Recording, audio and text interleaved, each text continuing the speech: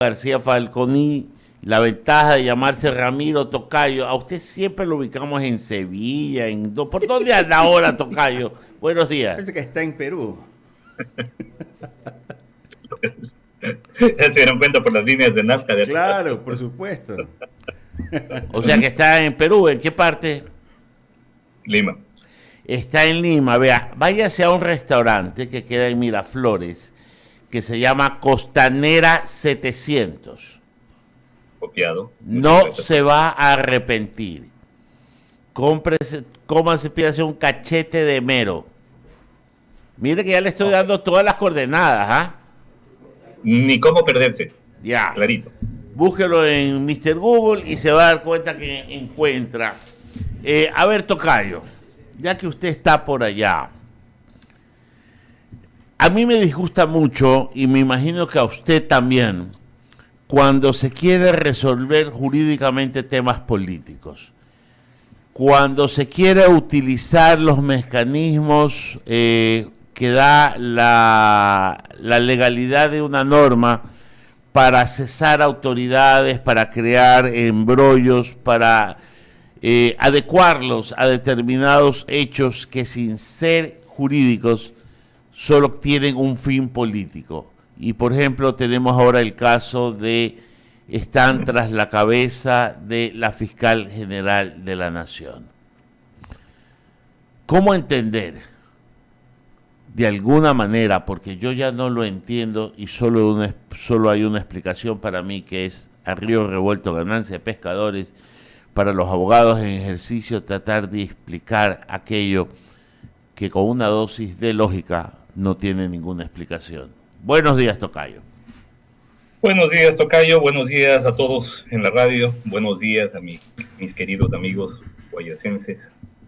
Guayaquil, una ciudad a la que amo tanto, pero además es un romance de toda la vida. Para mí un gusto estar acá. Mire, cuando se trata de forzar la norma, cuando se trata de arrogarse atribuciones y funciones que no se tienen, esto es normalmente como prender un taco de dinamita y sentarse encima. Las cosas no pueden salir bien. Al corto plazo puede tener algún rédito, pero al mediano plazo siempre las cosas van a ponerse en su lugar. Y yo creo que estamos viendo un poco esto, ¿no? Evidentemente el día lunes el Consejo de la Judicatura, y en específico el presidente del Consejo de la Judicatura, pretendió hacer un intento que derive en suspensión de la fiscal general, basado en una denuncia. Pero además, algo totalmente tirado de los cabellos. Es decir, me denuncian que hace 20 años, en 2005, 18 años exactamente, usted plagió la tesis, por lo tanto le suspendo como fiscal. Aun cuando tuviera, asumamos que el Consejo de la Judicatura tuviera, que no lo tiene, pero asumamos que tuviera la potestad. Ejercer su potestad disciplinaria de esta manera respecto de una falta cometida 18 años atrás, 14 años antes de que haya sido nombrada fiscal general, es una cosa de locos. Eso no tiene el menor sentido.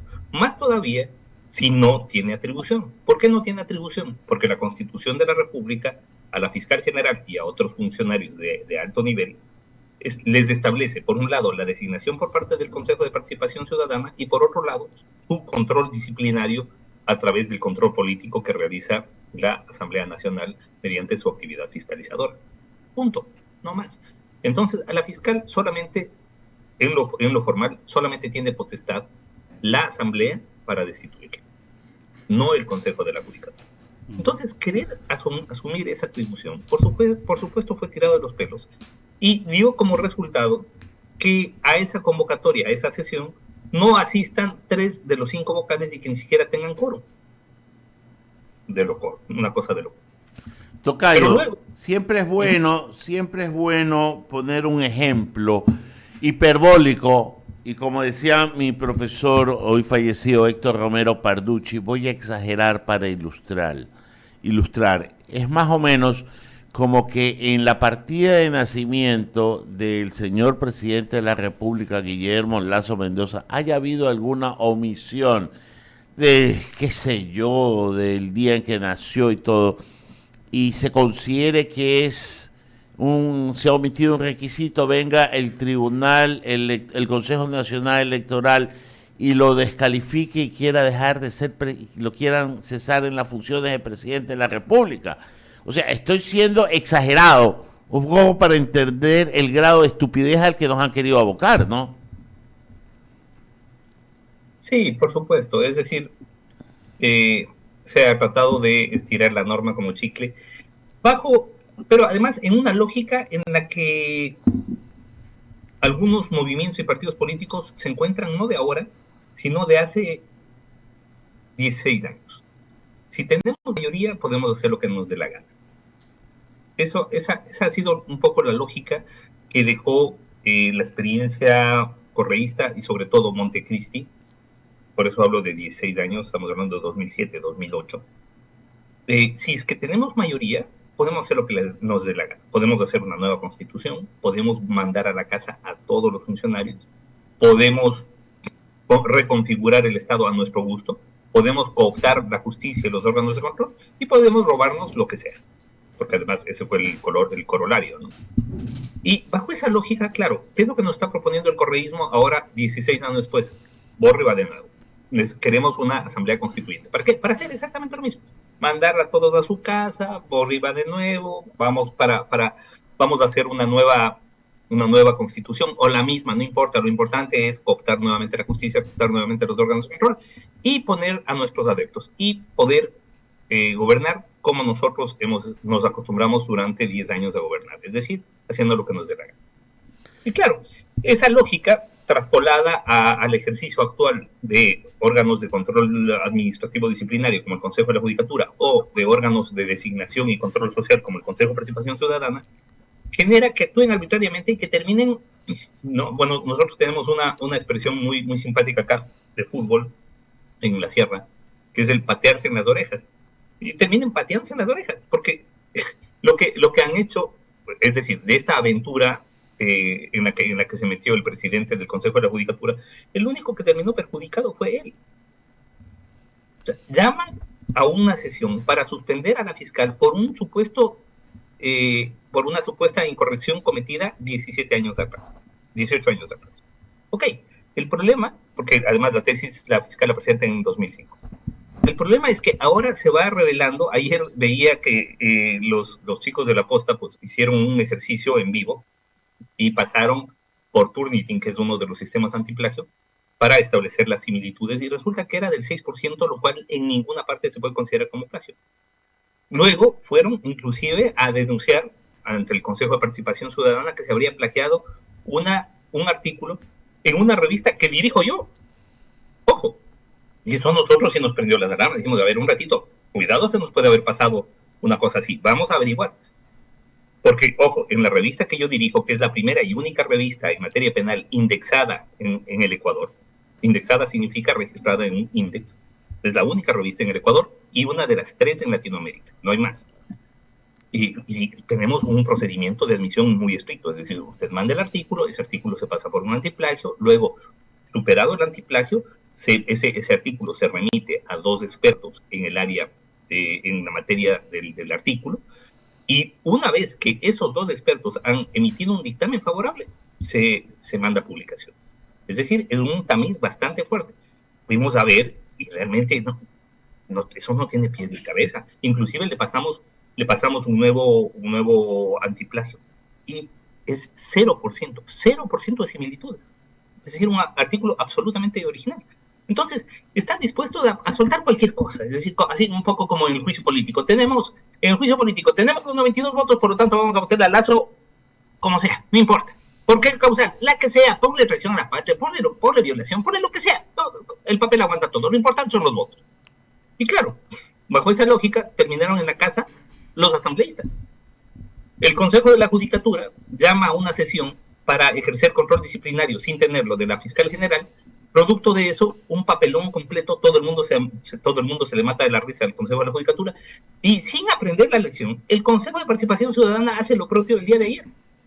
Resultado, tampoco le van. Terminan reunidos 3 de los 7 consejeros. Es decir, están dinamitándose y echándose tiros al pie. día tras día. Es una implosión. Y como cada cual alaba su queso rancio, mi querido Ramiro y Tocayo, yo también le voy a promocionar una revista. Yo publico con la editorial Jurídica Edino, que la tengo ya casi 40 años, la revista Derecho Societario, que la dirige el doctor Jorge Gaspeña, y que también yo conozco del tipo de precauciones que uno debe de tener para, primero, no publicarle a cualquiera, y segundo, saber lo que se publica. Así que conozco de la rigidez. Usted que sabe, usted que conoce la actividad editorial académica, porque no es lo mismo la actividad editorial comercial que la académica. Uh-huh. Por ejemplo, nosotros cuando enviamos al dictamen de los pares, y les llamamos pares ciegos, porque se quita el nombre y toda referencia a la identidad del autor. Es decir, el par revisor ni siquiera sabe quién es la persona que escribió el artículo, de manera que no pueda haber, que no se pueda influenciar por afinidades o desafinidades personales. Tampoco el autor del artículo sabe cuáles son los pares que le revisan su artículo.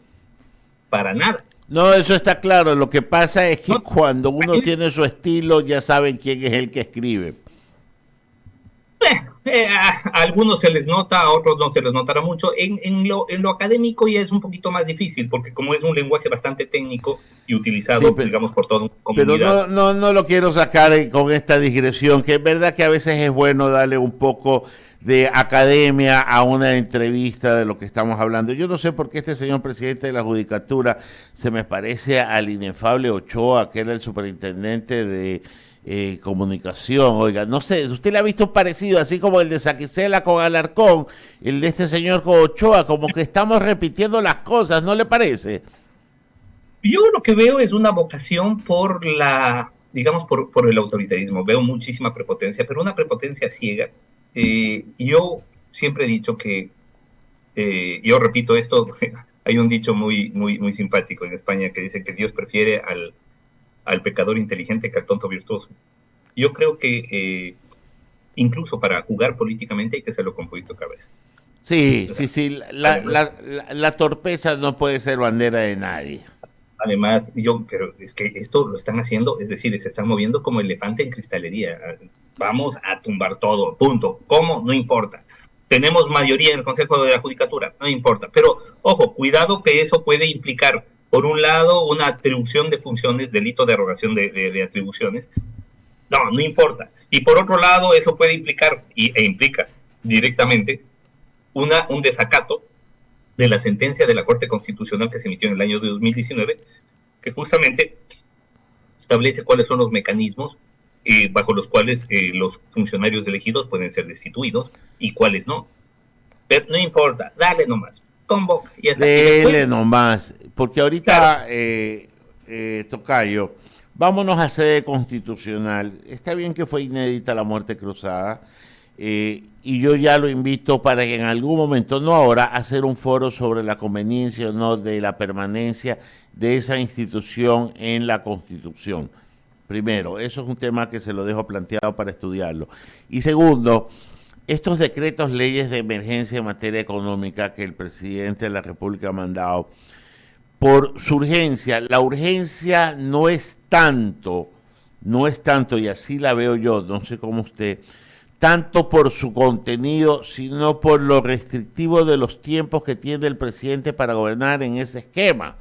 Entonces es urgente porque tiene poco tiempo, no solo porque las herramientas que necesitan son per se urgentes, sino por el corto tiempo. ¿No cree que este tipo de valoraciones que está haciendo la Corte Constitucional un poquito ya son exceso de precaución? Mire, a mí me parece que, claro, como usted dice, esta es una experiencia constitucional inédita, es la primera vez en la historia republicana del país en que el Ejecutivo, por vías constitucionales, disuelve el Legislativo, porque normalmente cuando disolvía el Legislativo era porque se declaraba dictador. Entonces, claro, si la Constitución establece un mecanismo para que por la vía constitucional se pueda disolver el Legislativo, evidentemente ese mecanismo conlleva controles especiales. Es decir, esto no puede entenderse como una patente de corso y como un cheque en blanco para que el gobierno haga lo que le dé la gana. Eso hay que dejarlo claro.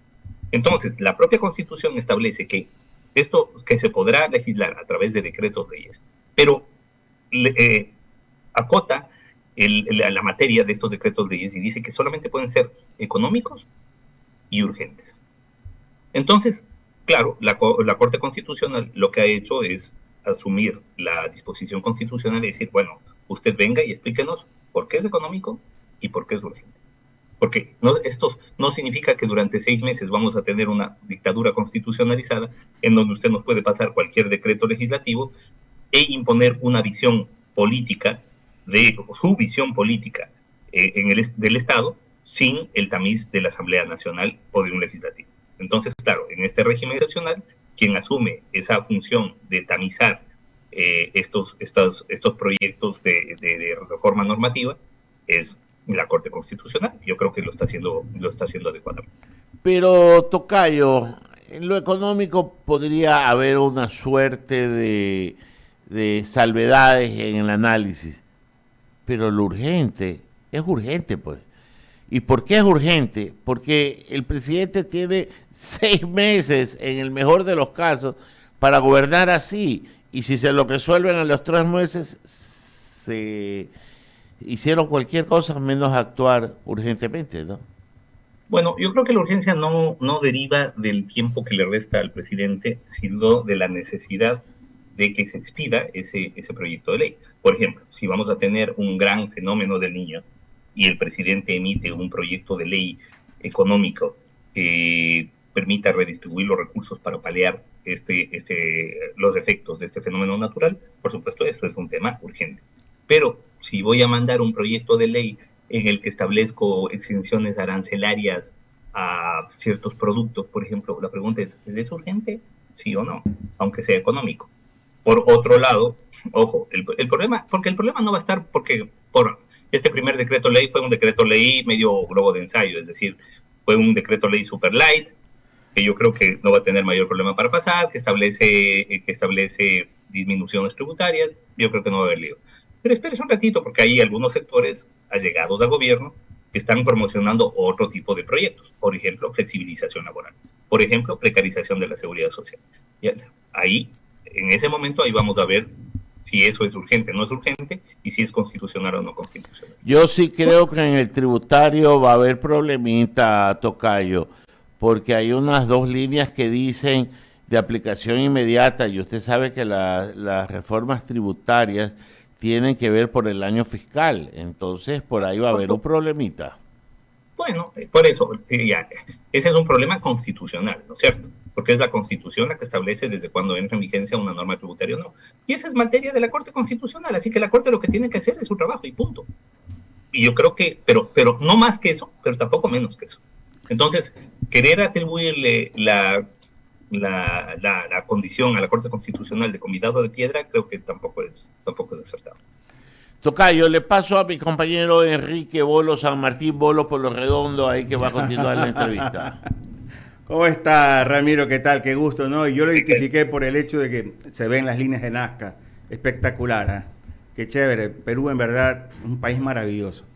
Y a propósito, Ramiro, usted que es comunicador y una persona, un observador en todo caso, ¿qué es lo que ha podido percibir en estos casos, en este momento de los peruanos o con relación a lo que acontece en el Ecuador? Yo le doy un dato. La Voz de las Américas, que es un medio a nivel latinoamericano y que tiene también mucha incidencia entre el pueblo o los pueblos latinoamericanos que residen en los Estados Unidos, ya toma como noticia y titula Ecuador, Grupo Armado amenaza con matar a fiscal general. Y le pregunto esto porque sería importante conocer cómo nos ven desde afuera con todo esto que nos pasa en Ecuador a propósito de la muerte cruzada y esta serie de temas que, bueno, ya lo viene comentando con Ramiro Cepeda. Bueno, Enrique, a ver, gracias por tu pregunta. Mira, acá en Perú, yo creo que el entorno político es todavía más caótico que en el Ecuador. Aquí, por ejemplo, en el juicio político, pues puede tener cualquier causal, se inventaron una figura muy pintoresca, que es la de declarar éticamente o moralmente incapaz al presidente y con eso mandarlo a su casa. ¿Qué es la incapacidad moral? Cualquier cosa. Entonces, ahí sí basta una votación y una votación de mayoría para salir del presidente. Eso ya le pasó a Castillo, le pasó a PPK, le pasó esa receta le han aplicado a algunos. Es más o menos el entorno político que nosotros vivimos entre los 90 y los 2000, antes de la Constitución de Montecristi, que establece estos frenos constitucionales y sobre todo esta capacidad del presidente de adelantarse y mandar al legislativo a la casa. Uh-huh. Bueno, yo creo que lo que me parece interesantísimo es que la clase política en el Perú puede estar matándose, que el sector financiero, el sector económico, el sector comercial funciona tal cual y no pasa absolutamente nada. En el Ramiro, Ecuador, en todo caso, hay estabilidad económica, eso es lo que trata de decir. Hay una estabilidad económica, pero sobre todo una independencia económica del ámbito político, que la verdad es de saludar. Uh-huh. Yo creo que es muy interesante. A diferencia del Ecuador, usted mire, por ejemplo, durante los 2 meses y medio que duró el juicio político, desde que se inició esta comisión ad hoc que creó la Asamblea, el Ecuador estaba prácticamente paralizado. O sea, yo tenía amigos, clientes, etcétera, que decían, mira, ahorita no funciona nada porque todos estamos a la expectativa de qué es lo que va a pasar. ¿Por qué? Porque de una u otra manera hay la expectativa de que eventualmente podamos regresar a las épocas 2007-2017, en donde el Estado tenía una incidencia directa y muy fuerte, y yo diría muy negativa, en cuanto a la actividad económica. Entonces, claro, todo el mundo está a la espera de ver, bueno, me llevo la plata, me voy a otro país, recuerde usted, yo me acuerdo en 2015, a propósito de la famosa ley de herencias, porque además leían una cosa por ahí y ya empezaban a aplaudir hasta con las orejas y estaban felices de la vida, porque había una novelería, pero sobre todo una irresponsabilidad enorme. Entonces, de pronto alguien leyó a Piketty y dijo, sí, esta es la solución, nos vamos a cargar con el derecho a la herencia. Entonces había unos que decían, vamos a abolir completamente. Otros decían, no, vamos a ponerle un 80% de impuesto a la herencia. En otras palabras, si usted tenía $1 millón, sus herederos recibían 200,000 y 800,000 para el Estado. Uh-huh. Luego decían, no, es que no 80% está mucho, pongámosle solamente un 35%, un 30%, lo que sea. En ese camino, en 3 meses, tuvieron una corrida de $6,500 millones. Es impresionante. Entonces, claro, en el Ecuador todavía no hemos desarrollado los mecanismos necesarios de defensa de la estructura económica que permita que las decisiones de nuestra clase política no afecten al devenir económico. Acá en Perú la cosa funciona bastante bien. Qué bien, y nosotros siempre lo hemos puesto como ejemplo, ¿no? A pesar de que malos son los ejemplos, en el caso de Perú, en el caso de Colombia, en el caso de Chile también, pues no se diga, puede haber convulsión política, crisis política, pero no hay la crisis económica. Como la estamos viviendo acá en el Ecuador, van de la mano. Y luego alguien decía con mucha profundidad de que el riesgo país en el resto de países se mide en términos económicos, pero en el Ecuador se mide en términos políticos. Entonces, yo también sostengo en el hecho de que aquí no hay rivales o contendores políticos, Ramiro, sino caníbales políticos. Aquí hay un canibalismo político que nos está terminando. Yo no sé si se están dando cuenta, pero nos están terminando con este canibalismo político, Ramiro García. Sí, sin duda. Esto hay que decirlo. Creo que tenemos una clase política bastante irresponsable. Una clase política que ve primero a sus intereses individuales y grupales antes que al interés nacional, que tiene agendas personales o grupales y no una agenda nacional, y mientras eso sea así, pues vamos a seguir de tumbo en tumbo, ¿no? Entonces, venga quien venga al gobierno, si no es del gusto de una mayoría legislativa, pues vamos a tener una mayoría legislativa que va a pasar conspirando desde el día 1, lanzando palos a las ruedas, y bueno, así va la cosa. Y es que ese es el tema, Ramiro, porque ¿qué puede hacer un gobierno en 1 año, 6 meses? ¿Cuál es la capacidad de maniobra para enderezar algunas cosas? Tal vez una o dos. ¿Y el resto cómo quedan? Y cuando venga de pronto otro gobierno dirán, no me gusta ese planteamiento o esa ruta que han tomado, así que escogemos la de acá. Entonces, el tema es ese, no hay sostenibilidad y eso desafortunadamente nos pasa factura. Nos pasa factura porque mientras hay, ¿qué le digo? En países como Perú, como en Colombia, nuevamente vuelvo al ejemplo, donde el Producto Interno Bruto es muy significativo con relación al Ecuador, donde la inversión extranjera también es muy significativa con relación al Ecuador, pues nosotros seguimos aún eligiendo presidentes en un año que es un año excepcional, 2023. En el mes de febrero elegimos autoridades seccionales, alcaldes, prefectos, y meses después ahora estamos eligiendo un nuevo presidente con nuevos asambleístas, Ramiro.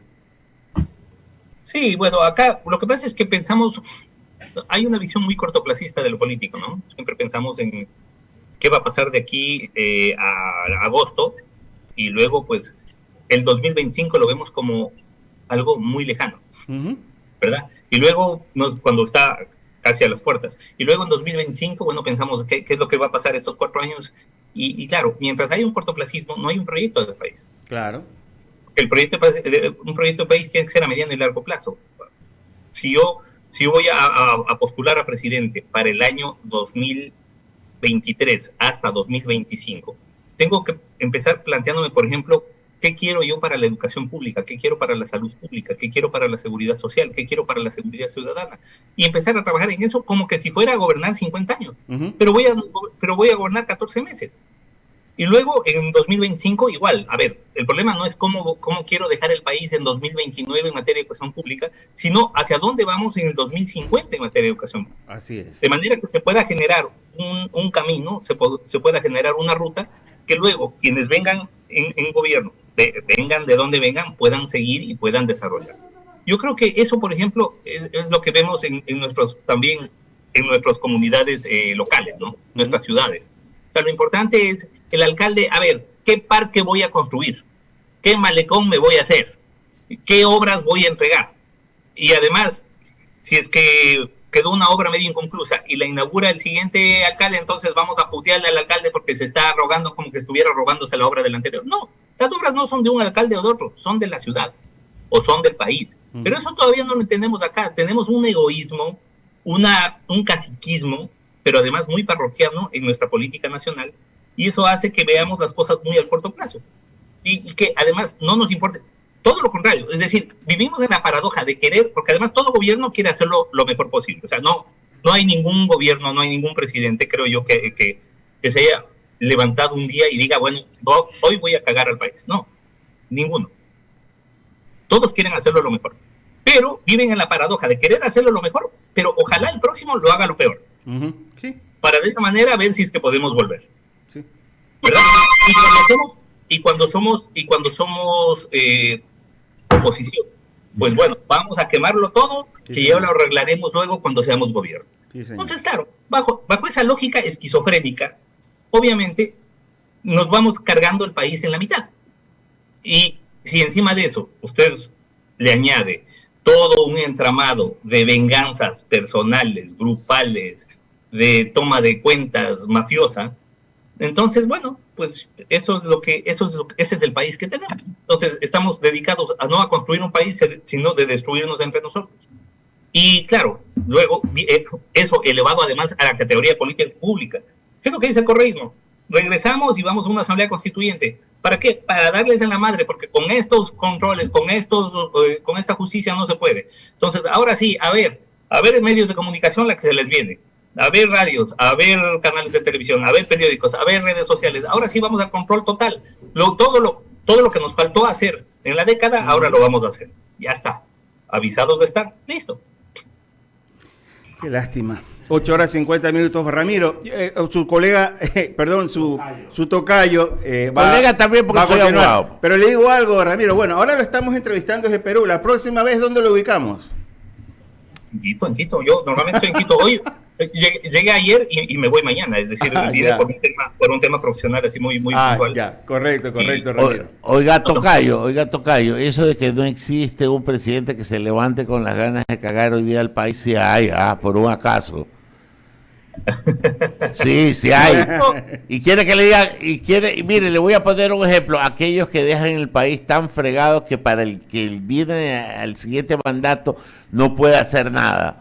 Hay alguien que dejó preparadita la crisis financiera, por un acaso. Sí. Es decir, bueno, pero por eso, insisto, ese presidente durante los 4 años quiso hacerlo lo mejor posible, a su modo, pero cuando vio que no tenía posibilidad de continuar su proyecto, entonces dijo, bueno, veamos cómo lo pagamos al que viene. Por eso les decía, viven en esa paradoja. O sea, si fuera por nuestros políticos, construirían el hospital, lo inaugurarían y lo dinamitarían el último día de su gestión.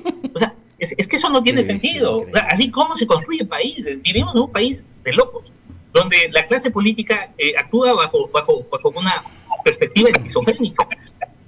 Y así, claro, vamos de tumbo en tumbo, de gobierno en gobierno, con la sensación de que cada gobierno lo hace peor que el anterior. O sea, imagínense, somos un país de perspectivas tan limitadas que lo mejor que podemos decir, o la mejor bandera que puede tomar un partido es, con este otro estábamos mejor.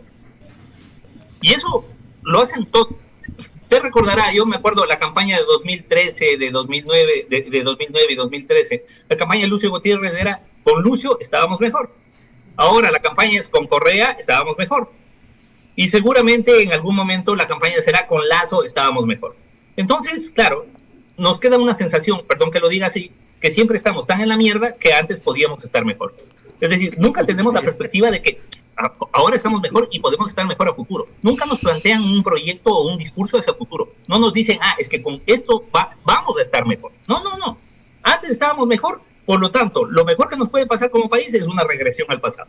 Una vuelta de tuerca a décadas anteriores. Y uno dice, bueno, ¿en qué país vives? ¿No? O sea, piensa hacia adelante, no jodas. Me he dado cuenta, Tocayo, que está cogiendo cursos de idioma por allá. Entonces está perfecto. Oiga, agradecerle, Tocayo. Agradecerle por atendernos a esta hora de la mañana, en donde se encuentre, lo comprometemos para cuando ya venga por acá de visita a Guayaquil, ¿no? Así como lo vemos en Sevilla, en Lima, venga acá y nos juntemos a compartir un café. Compartiremos encantado de la vida. Si hay alguna ciudad a la que no solamente disfruto visitar, no me siento un visitante, sino parte de es Guayaquil. Así que encantado de la vida, pues tenemos que coordinar. Ok, Tocayo, muchas gracias. Váyase a Costanera 700. Listo, abrimos el espacio a las menciones publicitarias. ¿Y usted dice veranera o cuál le toca? No sé, me toca. A ver, toque esa y veranera, cualquiera de las dos. Bien.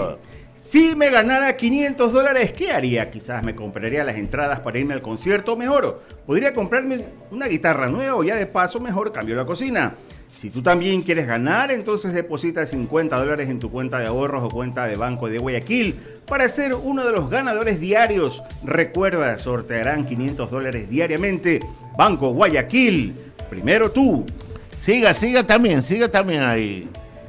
Bueno, aprovecha el confort que te ofrece Urbanización Riona. Este proyecto inmobiliario está ubicado en el kilómetro 3,5 de la vía a San Borondón. Ofrecemos departamentos desde 165 metros cuadrados. Disfruta de la calidez y exclusividad de vivir en la mejor ubicación cerca de todo. Reserva ahora con tan solo $2,000. Contáctanos al 0